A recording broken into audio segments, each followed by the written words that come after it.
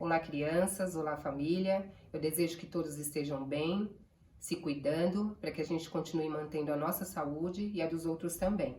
Eu sou a professora Roberta e hoje eu trouxe para vocês a última proposta da semana referente à região Nordeste. Hoje a gente vai conhecer um pouquinho mais da literatura de cordel. O cordel é uma manifestação literária tradicional da nossa cultura popular brasileira e ele é muito conhecido no Nordeste. O cordel ele se caracteriza pela declamação de poemas. A forma mais comum da apresentação do cordel é em formato de folhetos, que são pequenos livrinhos com a capa de xilogravura, que é uma técnica de fazer o desenho sobre a madeira. Funciona como se fosse um carimbo. Os cordéis, eles são vendidos em feiras livres, pendurados em cordas, em barbantes, por isso eles receberam o nome de livros de cordel. Agora nós vamos ver trechos que eu selecionei de uma reportagem de um programa chamado Globo Rural, que foi exibido em janeiro de 2011, e ele fala bastante da literatura de cordel. Então vamos lá? O assunto do nosso programa de aniversário é a literatura de cordel, uma das mais complexas manifestações culturais do Brasil. Olhando assim por alto, parece uma coisa só, um monte de livrinhos impressos em papel barato, vendidos a preço de banana. Mas olha, não tem um folheto igual ao outro. O assunto pode ser um fato real, acontecido, pode ser o perfil de uma figura ilustre, um repente, um duelo, uma história imaginada, surrealista. E pode ser uma obra de arte requintada. Nos dias de hoje, se pode dizer também que o cordel é uma mídia popular, ou se quisermos, o tataravô de todos os meios de comunicação.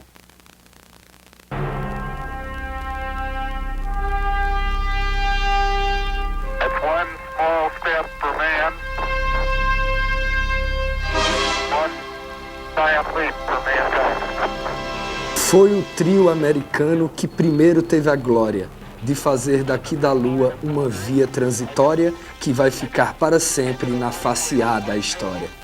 No cordel aconteceu, virou poesia.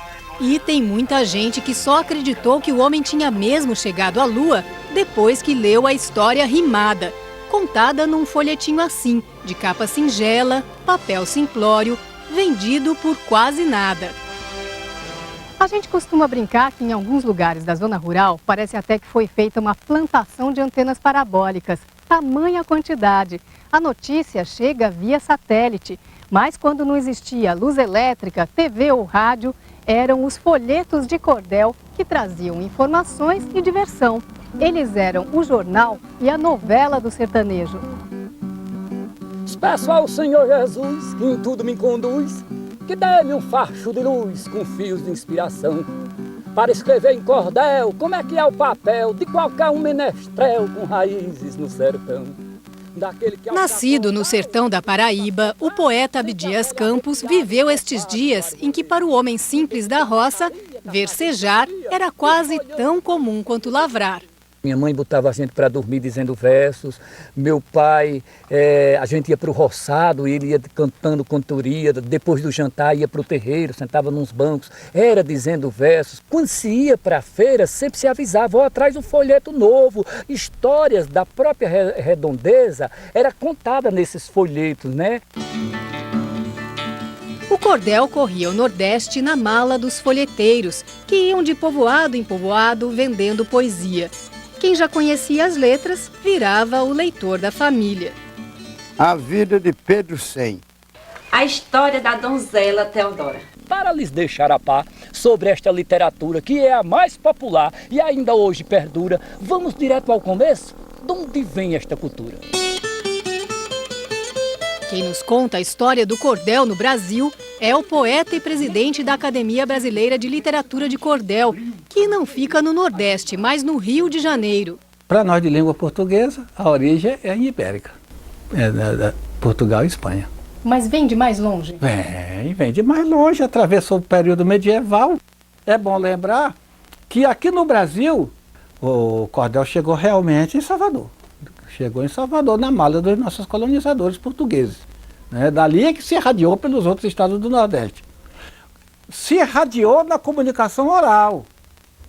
Não tinha chegado escrito ao Brasil, a imprensa.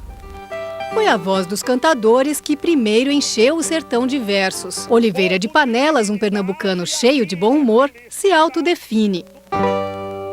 Eu sou poeta, repentista, violeiro, cordelista, cantador. Na Feira de São Cristóvão, reduto dos nordestinos no Rio de Janeiro, encontramos um destes típicos poetas populares. Todos os domingos, José João dos Santos passeia pela feira que ajudou a criar. O mestre monta sua barraca, instala um sonzinho antigo e logo se põe a declamar. Ai, não pega no beijo, nem no aperto de mão. É transmitida no sangue, através da transfusão ou na extração de dente, se usar de um doente a agulha da injeção. Azulão vai fisgando o público. Alguns acabam comprando. Eu sempre compro ele aqui, sempre. Tem mais ou menos 300 em casa.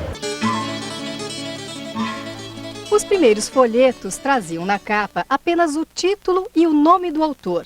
Depois passaram a exibir alguns desenhos feitos pelos próprios poetas ou por artistas locais, ou ainda reproduções de fotos usadas na divulgação de filmes estrangeiros.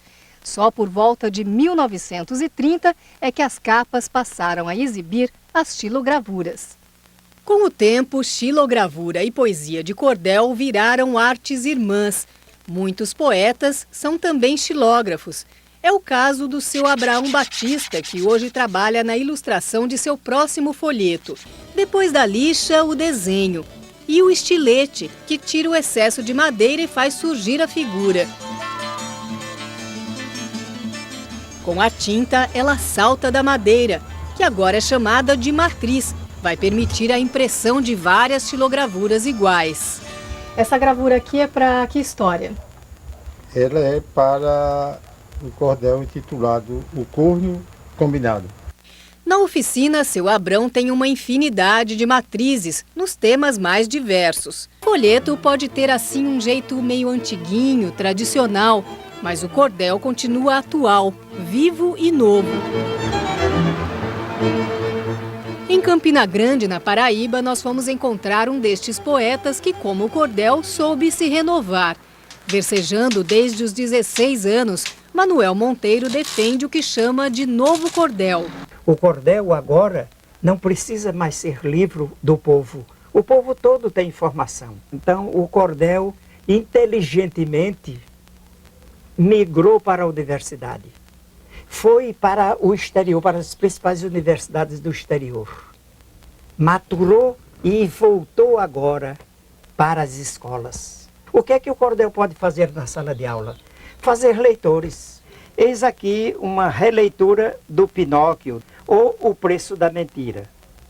Mas uma editora se interessou e publicou o mesmo texto com uma nova roupagem.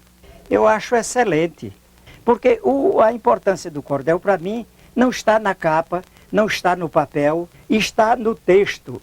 Agora, a vestimenta gráfica tem que ser século XXI.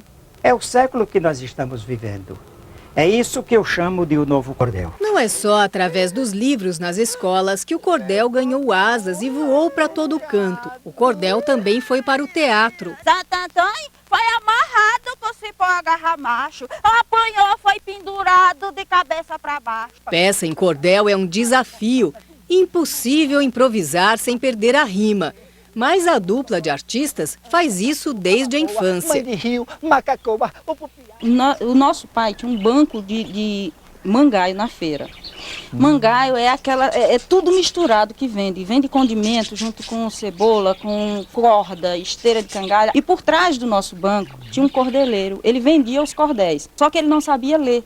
E para que as pessoas comprassem o cordeleiro tem que cantar ou ler o cordel. Ele pagava a nós dois, a gente criancinha, para a gente ler o cordel.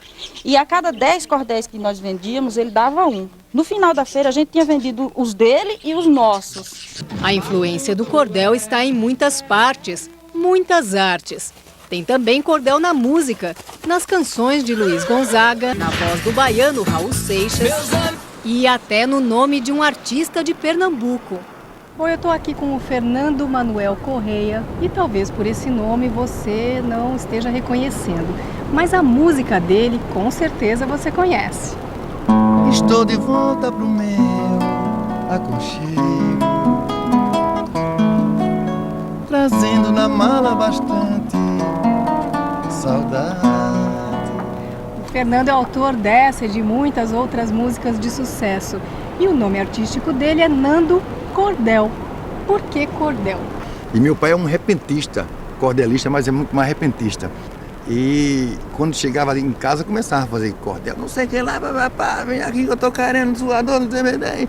E mandava os versos pra gente e a gente tá lá escutando. E aí eu comecei a tocar violão e queria ser o compositor. E essa foi a fonte. Ó, a música que eu fiz pra Betânia, que eu escrevi pra Betânia. Tô com saudade de tu, meu desejo.